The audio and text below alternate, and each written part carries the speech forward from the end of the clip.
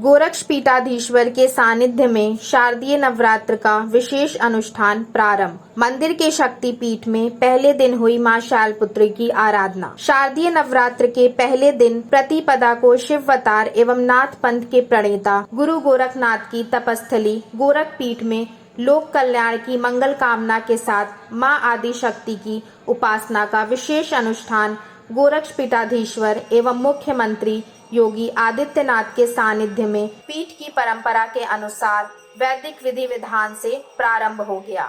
गुरुवार सायंकाल गोरक्ष पीठाधीश्वर ने मठ के प्रथम तल पर स्थित शक्ति पीठ में वैदिक मंत्रोच्चार के बीच कलश स्थापना कर प्रथम दिन मां शैलपुत्री की विधि विधान से पूजा अर्चना की।